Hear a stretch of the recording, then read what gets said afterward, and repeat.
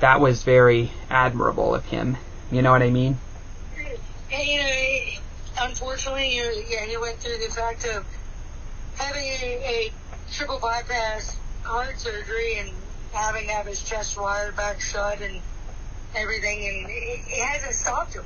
He has 4 beautiful grandkids now that are keeping him busy nonstop, and he's spending a lot of time with them, and we're actually in the process of getting my oldest nephew involved in racing. That's what he wants to do, and so we're in a car over at Millbridge and have him start testing. But yeah, it's a big part of all of our lives on a daily basis, but especially on mine. He shows up on every race that I have.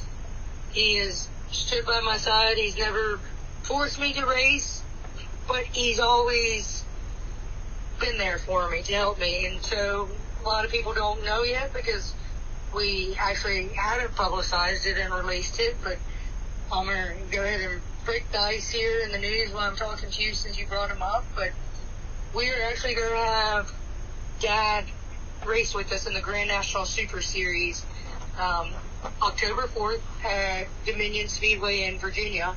So he's going to come back and he's going to start racing with us, and it's going to be so awesome being able to race against Jeremy and my dad both. And I don't think any of us are going to give each other any room, or we're going to go out there and battle to the fullest and see who takes home the checkers. But, it's pretty awesome being able, in fact, I got to race with my dad in the Truck Series. I got to race with him in the Xfinity Series, and now I'm getting the opportunity to race with him in the Grand National Super Series on, like I said, October 4th. Yeah, for sure. Just make sure that if you go through a corner that you don't blow a tire and happen to run into someone that you're having a feud with by coincidence. right. That won't wind up very well. Definitely would get knocked off the Christmas list that year. Yeah, definitely. That was the most interesting way that a tire has ever been blown in NASCAR, in my opinion. Not. Yeah. I'm just going to say yeah because I completely agree on that. Yeah. I have complicated feelings on Joey Logano, but yeah, that was not a smart move. I grew up with Jerry racing in Bandoleros and legend cars, and I guess I'm one of those type of people at times I'll call it like it is, and that's a bonehead move. Definitely was. Yeah, definitely. I've been in a car accident before, and so I know what it's like to, hit things like that at a very high pace, and, I can't condone it. I remember I got a heavy bruise out of it, and so I'm just glad that anyone who has been intentionally wrecked by someone is okay, And what a lot of people don't really realize, they want to, gosh, it's like certain tracks around the world, and once again, I'm thankful for the opportunity that I got earlier this year to run at Bowman Gray, but tracks like that, they don't use their heads. You have people that are making bonehead moves, running all over people for no reason, and going in the corner and just dive bombing them and destroying each other's cars. And it's like, okay, I get if we're coming off the corner that you're going to bump me and try to push me up the track and go underneath. I respect you on that. If you got the speed to push me coming up off the corner to where you're getting me loose and you can slide underneath, great. You deserve that position. But don't just drive into the corner full throttle and use me as your brake and your bumper. And now here we are, we've got 4 or 5 destroyed race cars, all because of one bonehead move. Definitely. I remember being on the recipient end of that when I was leading a go-kart race in K1 back when I was a K1 driver. I remember I was leading the race and battling someone that was significantly younger than me, and he went through a corner and intentionally took me out. And I remember having to be helped back out onto the track by officials, and I've let them know what happened, and they told me they would take care of it. The driver was allowed to continue in the race, but they deducted his scoring from then on. And so he ended up going on thinking he had won the race, only to be informed that he had actually been disqualified. I love hearing that. I truly do, because that's what he gets.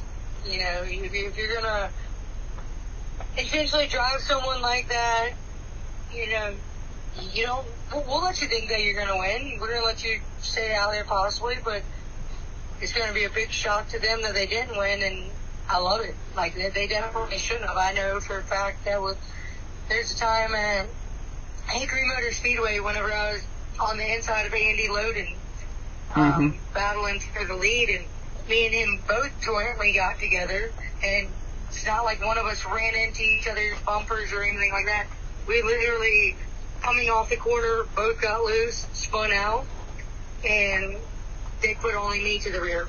And that was due to the fact that he was the leader at the time. They claimed that I could give him more time and space, and it's like, you know, that was just a hard battle there, and I don't feel like one person was better than the other. It's just we made contact, and it was no dirty racing at all. But so we got sent to the rear and came back and actually wound up passing Andy for the win. So I think that proved a lot right there. Yeah, that's identical to how the race ended up for me as well, because with that driver's laps deducted from then on, I ended up making up a lot of laps, and by the time that the start-finish line, by the time I crossed it for the final lap, I had finished one lap ahead of the guy that wrecked me. I mean, I was like, you know, It makes you look at certain races and certain things that goes on, and it does make you question why certain people are allowed to race in certain divisions. Yeah. Especially if they've been suspended. How are they allowed to come back?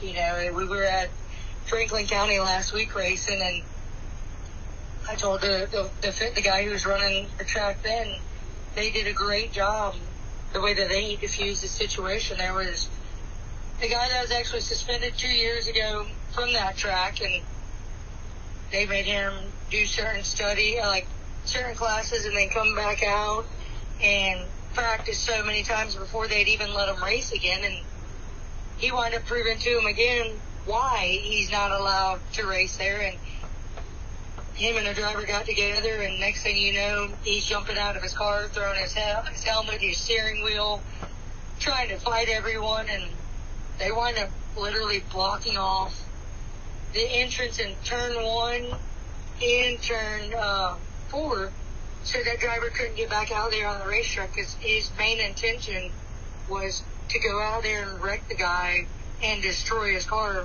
all because they made contact together. Yeah. It's like you can't allow that type of stuff to happen.